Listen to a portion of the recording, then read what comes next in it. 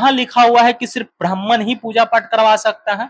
और हमारे भागवत गीता में तो साफ साफ लिखा हुआ है, क्रम से जो विद्यमान है, जो ज्ञानी है, चाहे किसी भी जात का हो, किसी भी धर्म का हो, वो ज्ञानी है, वो ब्राह्मण है। और जो अज्ञानी है, अगर वो ब्राह्मण कुल में ही जन्म लिया है, पंडित के घर में ही जन्म लिया है, तो वो एक शूद्र है, वो दलित है, अति पिछड़ा है। लेकिन यहाँ पे उल्टा हो रहा है, या जन्म से ही अपने आप को ज्ञानी या बड़का जात का समझ रहे हैं। तो समझे वो अपने आप को, बहुजन कभी नहीं मानता है उनको, और ना कभी मानेगा। लेकिन उत्तर प्रदेश के इटावा में एक यादव कथावाचक को ये कहना भारी पड़ गया कि मैं यादव कथावाचक हूं। दरअसल मामला 24 जून का है, जब एक यादव समाज का कथावाचक ब्राह्मणों के गांव में कथा करने के लिए चला गया। ब्राह्मणों ने जब पूछा कि आप किस जाति के हैं, तो उन्होंने ये कहा कि हम यादव जाति से हैं। यादव जाति सुनना और ब्राह्मणों ने जो उन पे लात और मुक्के की बरसात की, उसके बारे में आपको हम क्या ही बताएं। मतलब ये कह लें कि आप, ब्राह्मणों ने कहा कि अगर आप यादव हैं तो आप श्रीमद् भगवत कथा करने के अधिकारी नहीं हैं, ये जो अधिकार है ये सिर्फ ब्राह्मणों को दिया गया है। उसके बाद से पूरे यूपी बिहार में इस खबर को लेके तमाम लोग सोशल मीडिया पे इसको निंदनीय बता रहे हैं। फिलहाल हमारे साथ अभी वीरू भैया जुड़े हैं, खास बातचीत करेंगे। सबसे पहले स्वागत है भैया। आपका भी स्वागत है देखने वाले सभी। इटावा की घटना को कैसे देख रहे हैं? इसमें देखने की क्या बात है, साफ जाहिर है कि आज से हजारों साल पहले की जो परंपरा थी, जो हमारे कुछ समाज के योद्धा नेताओं ने, बैकवर्ड समाज के, बहुजन समाज के लोगों ने इस चीज को, परंपरा को बंद करवा दिया। उस चीज का अभी भी इन लोग के अंदर, इनके पेट में दर्द है। बस इतना जान लीजिए कि उनको सिर्फ एक यादव जाति बताने के साथ साथ उनके साथ और भी लोग जो थे वो बैकवर्ड से भी थे, दलित समाज के थे, वो लोग भी थे। सिर्फ जाति बताने के कारण उनके साथ ये हश्र किया गया कि तूने ये हिम्मत कैसे कर दिया। और ये कहाँ लिखा हुआ है, किस वेद में लिखा हुआ, किस पुराण में लिखा हुआ, कौन सा ऐसा किताब है जिसमें ये लिखा हुआ है कि ये अधिकार सिर्फ और सिर्फ वैसे मनुवादी ब्राह्मण के पास ही है? सिर्फ वही कथावाचक कर सकते हैं, वही मंदिर में जा सकते हैं, वही पूजा पाठ करा सकते हैं? कहाँ लिखा हुआ है? और जब वही चंदा मांगना होता है तब तो हर घर, हर द्वार दिखता है, हर दरवाजा खटखटाते हैं। लेकिन वही अगर उस मंदिर में चले जाए तो इनको तकलीफ होने लगता है। क्यों होने लगता है भाई? तो ये सब जो है हमारे मूल निवासियों के साथ आज से नहीं 3000 साल से राज करते आ रहे हैं, और जब तक हमारे बहुजन समाज के लोग नहीं जागेंगे ये करते रहेंगे। नहीं, अब जिस तरीके से वहां एक यादव कथावाचक के ऊपर महिला मूत्र का छिड़काव किया गया, उसको ये कहा गया कि अब तुम पवित्र हो गए हो, तो इसके बाद हमें लगता है कि हमारे देश में गंगा जमुना की अब कोई जरूरत ही नहीं है। अगर इस चीज से अगर पवित्र करना चाहते हैं तो सबसे पहले अपने बेटी बहन को पवित्र करे ना। वो जो यादव समाज के, ये तो सिर्फ ठीक है कि कथावाचक की है, जो यादव के समाज के साथ जाके, अगर वो यादव अमीर है तो उससे शादी तक कर लेते हैं, रिलेशन तक कर लेते हैं, वहां जाके रहते भी है, बेटी रोटी का संबंध तक हो जाता है। अब जाइए अमरपाली दुबे के ऊपर पानी वही चीज को छिड़क के उनको शुद्ध कीजिए। जाइए नीलम गिरी के पास जाके आप उनको शुद्ध कीजिए। दिनेश लाल यादव, प्रवेश लाल यादव के पास रह रहे हैं, ऐसे हजारों एग्जाम्पल है, हजारों एग्जाम्पल है। भोजपुरी इंडस्ट्री में तो अनेकों है, ऐसे तो छोड़ दीजिए। आप उनको जाके सबसे पहले शुद्ध कीजिए। पहले उन लोगों के नजर से गंगा जल शुद्ध हुआ करता था, फिर गाय का मूत्र शुद्ध होने लगा, और अब ऐसे पंडितान का जो बोलना नहीं चाहिए, ये सब चीज शुद्ध होने लगा। तो ऐसे मतलब घटिया सोच वाले सामंतवादी, मनुवादी, जब आजादी के 70-75 साल बाद भी हमारे देश में ये हालात है, तो जरा गौर कीजिए और सोचिए कि उस जमाने में हमारे बैकवर्ड समाज बहुजन के साथ क्या होता होगा। लेकिन गलती हमारे बहुजन समाज में भी है। आपको इसी पंडित को, जब आपके घर में कोई कार्यक्रम होता है, कोई पूजा होता है, कोई श्राद्ध होता है, तो आपको कोई और नहीं दिखते हैं, इन्हीं को बुलाते हैं, इन्हीं से पूजा पाठ करवाते हैं। काहे भाई? कहाँ लिखा हुआ है कि सिर्फ ब्राह्मण ही पूजा पाठ करवा सकता है? और हमारे भागवत गीता में तो साफ साफ लिखा हुआ है, क्रम से जो विद्यमान है, जो ज्ञानी है, चाहे किसी भी जात का हो, किसी भी धर्म का हो, वो ज्ञानी है, वो ब्राह्मण है। और जो अज्ञानी है, अगर वो ब्राह्मण कुल में ही जन्म लिया है, पंडित के घर में ही जन्म लिया है, तो वो एक शूद्र है, वो दलित है, अति पिछड़ा है। लेकिन यहाँ पे उल्टा हो रहा है, या जन्म से ही अपने आप को ज्ञानी या बड़का जात का समझ रहे हैं। तो समझे वो अपने आप को, बहुजन कभी नहीं मानता है उनको और ना कभी मानेगा। लेकिन गलती हमारे समाज में यह है कि वैसे लोगों को अपने दरवाजे पे लाके पूजा पाठ करवाना अगर बंद कर दे तो कल से वो भीख मांगने लायक नहीं रह जाएंगे।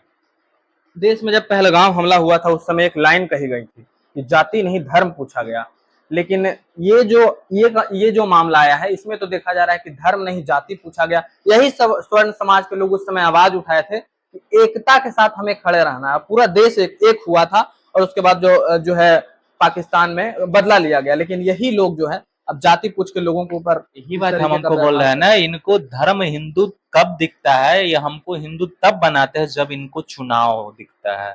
हिंदू तब बनाते हैं जब इनको हमसे चंदा चाहिए। हिंदू तब बनाता है जब देश में कोई युद्ध हो। हिंदू हम तब दिखते हैं जब इनको कोई अपना निजी कार्य कराना हो, तब हम हिंदू लगते हैं। उसके बाद तो हम बैकवर्ड है, हम दलित है, हम पिछड़ा है, अति पिछड़ा है, हम फलना है तो हम चलना है तो ढिलना है। लेकिन अगर दलित, वही अति पिछड़ा, वही बहुजन अगर अमीर है, पैसा वाला है, तब तो दामाद बना लेते हैं ये लोग, बहनोई बना लेते हैं, दामाद बना लेते हैं, जरूरत पड़े तब बाप भी बना लेते हैं। आप जाके देखिए ना भाई, हम बोलने की बात नहीं है। बिहार में जीतन राम मांझी दलित है ना, पशुपति पारस दलित है ना, चिराग पासवान अपने आप को दलित मान रहा है, रामविलास पासवान जी दलित है ना। उनके इर्द गिर्द रहने वाले कौन है? कौन आज जीतन राम मांझी को अपने आप को बाप समझ बैठा है? कौन उसका कमाई खा रहा है? जरा बताइए। ये लोग हमेशा जो अपर है, चाहे किसी भी समाज का हो, उनको अपना बहनोई, अपना बेटी बहन तक देने के लिए तैयार रहते हैं।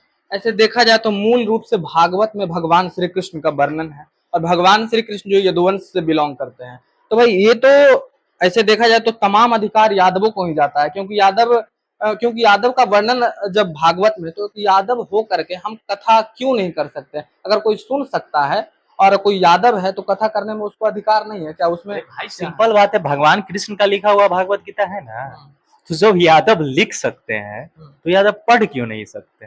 यादव बोल क्यों नहीं सकते? यादव सुना क्यों नहीं सकते हैं?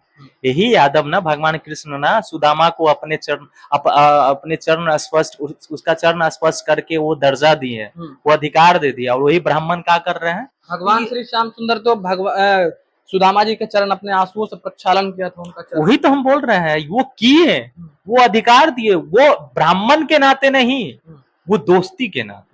वो उनका दोस्त था, वो पिछड़ा दोस्त था, उस जमाने का दोस्त था, जिसके लिए वो एक दोस्ती का मिसाल कायम किए। लेकिन ये लोग क्या कर रहे हैं? ये लोग के अंदर शर्म ही नहीं है। जिस देश में दूसरे देश से आके खा रहे हैं, पी रहे हैं, रह रहे हैं, उस देश के मूल निवासियों के साथ अत्याचार आज से नहीं 3000 साल से कर रहे हैं, और हमारे मूल निवासी भी इस चीज को नहीं समझ रहे हैं। 2014 के बाद हिंदू बनने वाले अति पिछड़ा बैकवर्ड समाज कहाँ गया?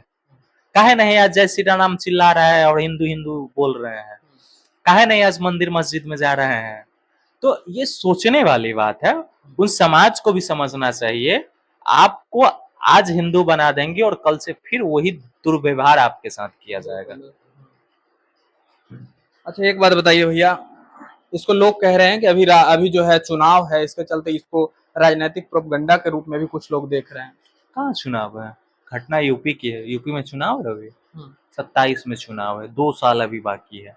चुनाव तो बिहार में है, घटना बिहार की तो है नहीं, फिर कहाँ चुनाव है? भड़काने की बात की जा रही है, क्योंकि यादवों में और पंडितों में कहीं ना कहीं एकता अभी भी बची हुई है, इसको फोड़ने का काम किया कोई बची हुई नहीं है। एक यादव ही समाज ऐसा है जो ब्राह्मण को, पंडितों को सबसे ज्यादा अगर सम्मान कोई करता है तो यादव समाज करता है, ना तो कोई नहीं करता है। अभी भी लिख के देख लीजिए, इनके अपने स्वर्ण समाज के लोग तो इनको गरिया के भेगाते, गलियाते हैं।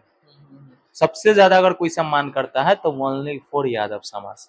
जिस समय कश्मीरी फाइल्स आई थी तो उस समय लगता, क्योंकि अब ये कह रहे हैं कि जो ये कर रहे हैं इनकी करने के अनुसार इनके ऊपर कश्मीरी फाइल्स फिल्म जो है बनाई गई थी, वहां से इन लोगों को इसी करने के आधार पर निकाला गया। ये लोग आखिर है तो उसी कुल से ना, आतंकवादी नक्सलवादी तो ये लोग भी है। बस ये है कि आतंकवादी जो आते हैं डायरेक्ट सीना में गोली ठोकते हैं, ये पीठ में खंजर ठोकते हैं, हमारे दिमाग पे प्रहार करते हैं और मानसिक रूप से गुलाम बना के रखते हैं, हजारों सालों से बना के रख रहे हैं। तो ये चीज तो सत्य है, असत्य की कोई घटना ही नहीं है। लेकिन अभी जो चल रहा है इसमें बस एक ही नर्म निवेदन पूरे बहुजन समाज से है कि आप जिस दिन इनको अपने दरवाजे पे बुलाना बंद कर दीजिए, और खास करके यादव समाज से, क्योंकि आपको अगर लगता है कि आपके स्वाभिमान के साथ ठेस पहुंचा है, तो ऐसे व्यक्ति को अपने दरवाजे पे, अपने श्रद्धा में, अपने शादी में, अपने विवाह के कार्यक्रम में बुलाना बंद कर दीजिए। कल के कल रोड पे आ जाएंगे ये लोग। सवाल तो ये भी उठ सकता है कि अगर हम ब्राह्मणों को अपने कार्यक्रम में नहीं बुलाते हैं तो फिर श्राद्ध आदि जो कार्यक्रम होते हैं उसमें आखिर आएगा कौन? क्या यादव में पंडित नहीं है? क्या बैकवर्ड में पंडित नहीं है पंडित। अगर आपको पंडित नहीं मिले हैं अभी तक, तो आप तब आप दुनिया नहीं देखे हैं सही से। हमने अपना गाड़ी लिया 2023 में, हमने गाड़ी यादव पंडित से करवाए हैं। दूसरी बार जो हमने बाइक लिया था उसमें ये पटना की हम बात कर रहे हैं। आप जाके देखिए, बहुत सारा मंदिर हम बताते रहे जहाँ पे यादव है, और किसी और के मंदिर में नहीं, खुद के मंदिर में है। आपको यादव मिल जाएंगे, रविदास मिल जाएंगे, पासवान पंडित मिल जाएंगे, मतलब मानसिक जी, जिसमें ये समझ ले कि जिसमें ज्ञान है वो पंडित है। हाँ? किसी भी समाज का हो, अगर वो ज्ञानी है तो वो ब्राह्मण है। हम नहीं बोल रहे हैं, ये वेदों में लिखा हुआ है, ये भागवत गीता में लिखा हुआ है। और जो अज्ञानी है, चाहे वो ब्राह्मण ही क्यों ना हो, वो ब्राह्मण नहीं है, वो शूद्र है, वो दलित है। बिल्कुल बिल्कुल, कर्म के आधार पर उसकी जो है जाति हम समझ ले कि डिपेंड होती है। हमको ब्राह्मण से पूजा कराने की अति आवश्यकता है ही नहीं, और हमने कभी कराई नहीं। जो वेद आप पढ़ सकते हैं, अगर हमको भी पढ़ने आता है, अगर हम ज्ञानी है तो वो हम भी पढ़ सकते हैं। हम भी ज्ञानी हो गए, हम भी ब्राह्मण हो गए, इसमें कौन सी बड़ी बात है। कहीं पे भी अगर वो लोग दिखा दे लिखा हुआ कि नहीं, ये अधिकार सिर्फ और सिर्फ ब्राह्मण के पास है, तो बताइए वो कौन लिखा, कौन ऐसा व्यक्ति था? क्या भगवान ने आके लिखा? क्या भगवान ने आके कभी कहा कि किसी शूद्र को, किसी बैकवर्ड को, किसी बहुजन को मंदिरों में जाने का इजाजत नहीं है? किसी भगवान ने आके ये परंपरा बनाया? जब वो उन्होंने नहीं बनाया, तो आप कौन होते हैं परंपरा बनाने वाले, और आप कौन होते हैं हमारे भगवान से आप मिलने पे रोकने वाले? आपको अधिकार किसने दे दिया है? ये अधिकार आप बहुजन समझ चुकी है, और वो आपसे मांगने की जरूरत नहीं है, वो छीनना जानती है और छीन लेगी। 90 से पहले वाला बिहार नहीं है, बदल गया है ना, बदल गया है बिहार। लोग अब ज्ञानी हो गए हैं। बिल्कुल होंगे, ये ज्ञान दे चाहे नहीं, लेकिन जब फातिमा शेख जैसी, फूलेबाई जैसी महिलाओं को पढ़ने का अधिकार दिलवा सकती है, तो हमारे देश में कुछ भी हो सकता है। चलिए ठीक है, थैंक यू भैया जी। देखिए, तो इटावा की घटना जो है ना, ये सूत जी के ऊपर उंगली उठाने का काम करती है। वही सूत जी जिन्होंने तमाम वेद ग्रंथों को लिखा है। ये भगवान श्री श्याम सुंदर और उनके मित्र के ऊपर उंगली उठाने का काम करती है। ये राम और सबरी के उस झूठे बेर के ऊपर उंगली उठाने का काम करती है, जिन्होंने कभी कोई जाति नहीं देखी। भगवान अगर जाति देखे होते तो उस नीच जाति की सबरी के हाथ से कभी बेर नहीं खाया होता। ये सबसे बड़ा जो मुद्दा है यूपी के इटावा का, इसको लोग निंदनीय बता भी रहे हैं।